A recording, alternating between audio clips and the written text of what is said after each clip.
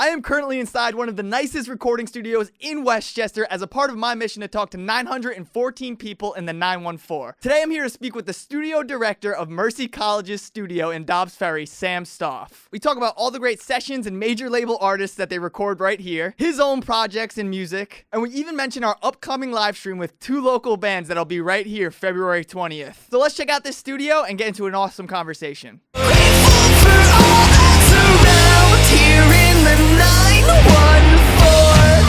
Have you done one of these yet where you would just hold someone's hands the whole time?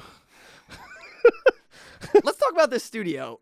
How did this place come to be, and how did it get to be this awesome? Yeah, that's a great question. Well, Mercy's had a music production program for the last 25 years. So I play a big role in it now, but it's taken a long time. I did go here as a student. So in 2005, I came here. I graduated in 2009. And then even in 2008, actually, I started working part-time for the school, buying equipment, installing stuff, cleaning the studios, making sure the sessions were all running on time and everything. And then gradually over the time, my job shifted into, from a part-time person to the studio manager and now the studio director even. And I teach a little bit now as well. So it's pretty intense now when you walk in and see like $1 million facility, but it took well over a decade, if not 15 years of me buying equipment, and the school just really supporting the program and letting us grow and really letting us decide what's important from a software point of view, from a hardware point of view. So we started in White Plains. It was 97 that they started the program. And then, like I said, I went in 2005. And it was a great studio there. So anybody that went there in White Plains, it was a great studio. And then in 2012, Mercy decided we were not going to renew like the lease to the rental. And so everybody on that campus left. So all the different people that were at that campus left. I was devastated. I was like really devastated because that's where we made like all the early West records and everything, and all these other records that I've worked on. And so we had to leave there, and we came here, and we had nothing. We had no studio at all. We had a Studio B up on the second floor, Victory Hall, really really small. And we rented Riverworks. Do you know the music store? Yeah. So over on Cedar Street in Dobbs Ferry, it's a cool studio, and they were great to us for a few years. But it's nothing like having your own space. So in 2015, we built this. There's 4 studios. We really got to design it exactly how we wanted to. At that point, I had built about 3 studios for the 3 different like full complexes for the school. Mm-hmm. So we really knew what we wanted as far as like kind of really boring stuff like cables and just screens and how we wanted to lay out everything. And so there's 4 studios here, and we're really privileged to have like just a beautiful space. So, yeah, this place is awesome. Yeah, ever since I started coming here in whenever that was 2017. Yeah. 2016, 2017. I've been like, this to me is one of the nicest places I've ever recorded. Never mind in Westchester, but just in general. Sure. And we really try to, it's a little bit of a secret here, and I want it to be more kind of talked about. On one hand, we're not a public studio. You can't just like call us up and say, hey, can I record? Can I rent this out for a month? Probably not for a month, but if you have a project that is only going to take you a few hours, and if you're willing to have students collaborate with you and help on a project, then maybe we can talk and find a good fit. But we try to run this like any professional studio you would see in New York City or in LA or Nashville. We really try to make it work that way. We've been privileged to have some amazing artists and labels get in touch with us for real projects. And so ever since we've been here in 2015, we've redone the studio. This is only a year old. This whole front was redone about a year ago. So we're constantly upgrading and making things better. So, and it's a big support team here. It's not just me. It's the whole team here. So hell yeah! Shout out to everybody. Mercy College Music. Who are some of the artists that you've had record here in Dobbs Ferry? Sure, in Dobbs Ferry, Westchester, New York.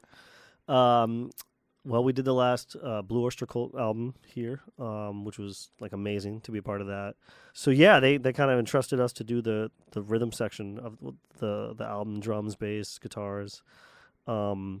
This was pre-COVID, and yeah, so it was amazing. Darlene Love has been here. She was actually our very first session in Studio B. We didn't even have screens up yet. We recorded her. She's great. She's a friend of the program. Who else? We've done some great stuff with Ella Jane. We've done Wess Meets West. Shakeout. Do you know Shakeout? No. You don't know them? No. They're not great. I'm going to be honest. I want to go on record and say they're not great. They're fantastic. There's such amazing music in Westchester. I want to just shout out the amazing music up here.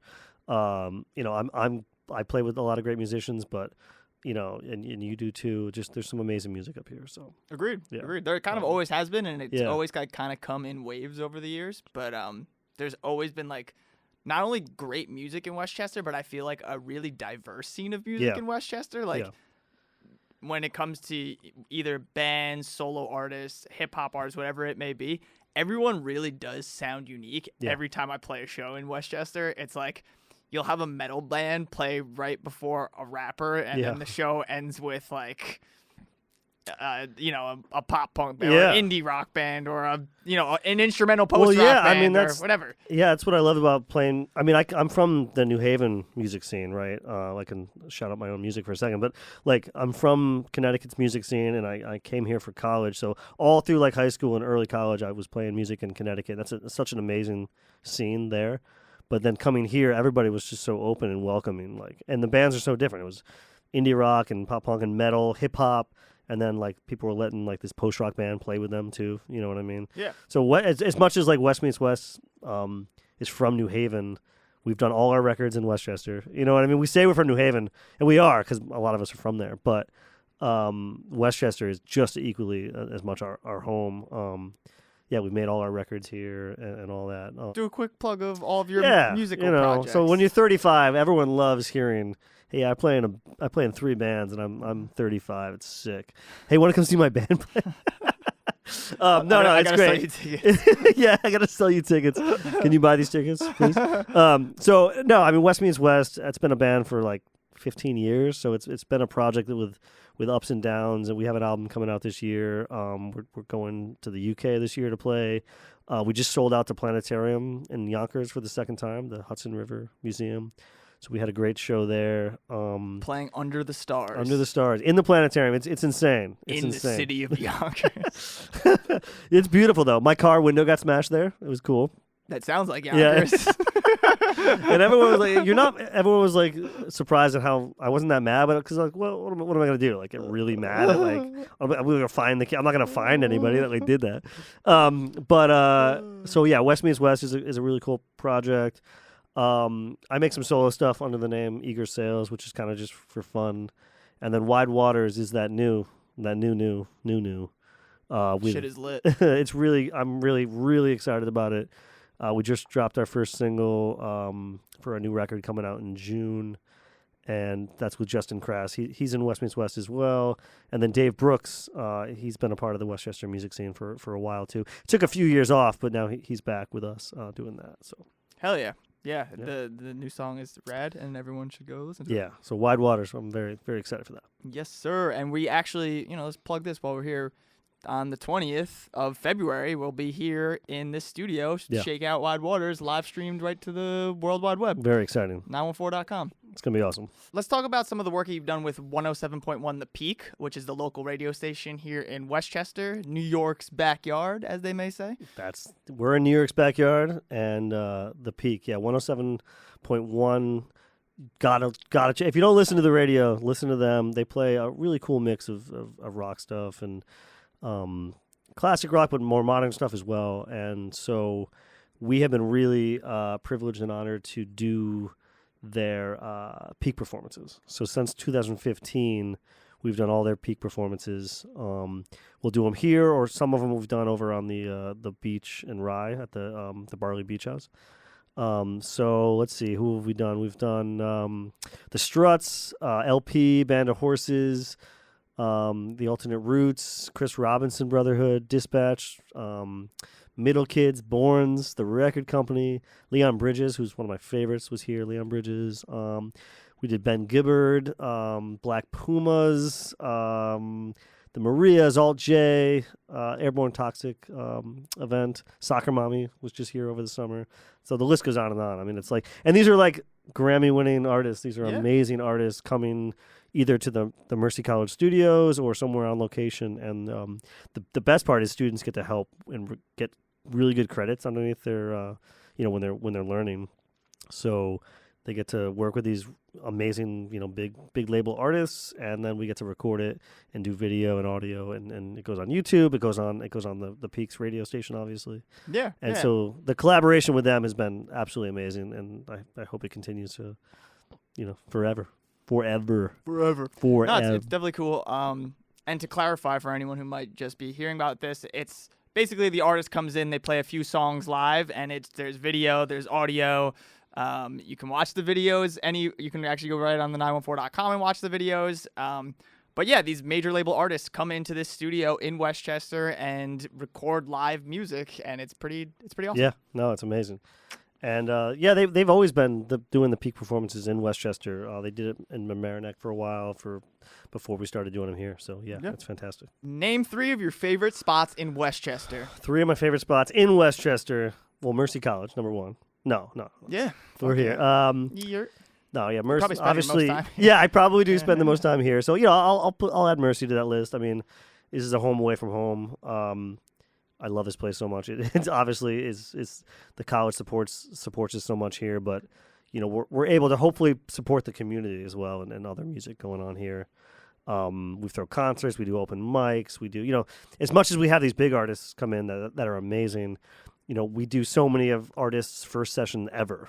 It's very first time in a studio, or students' very first time in a studio, and they're learning and collaborating, so it's amazing. So that's number 1. Number 2, Bread and Brine. Do you know Bread and Brine?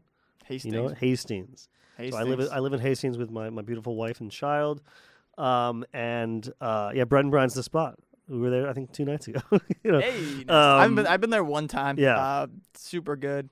It's one of those places, like at the end when you're doing taxes, you're like going through your credit card or whatever, and you're like, oh man, I ate this at this place way too much. But it's amazing. So it's amazing food, just good drinks too. It's amazing. So Bread and Brine. Okay. That's the spot to hang. And then I'm gonna go Untermeyer. Do you know Untermeyer? I do know Untermeyer. So I'm not from here. I'm not from Westchester. I didn't know all the scary the details. Yeah. Of Untermeyer. Untermeyer is obviously it for many people know that it's the place where Son of Sam did some of his devil worshipping. Yeah. And there was like a whole kind of community around that and different people. Yeah, and it's kind of has that history, though it is a very beautiful location with I just know it as just like beautiful garden.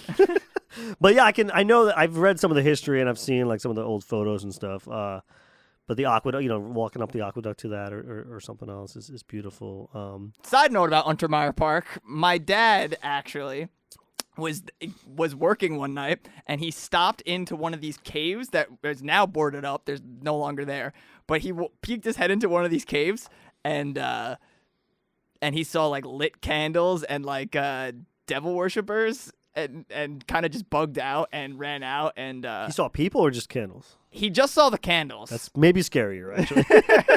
He didn't go far enough in to see. At least if there's a person, you can kind of identify like, oh, that's a person. But just candles is. That's terrible. That's the scariest thing I've ever. Scared, and he had a gun on him. Wow.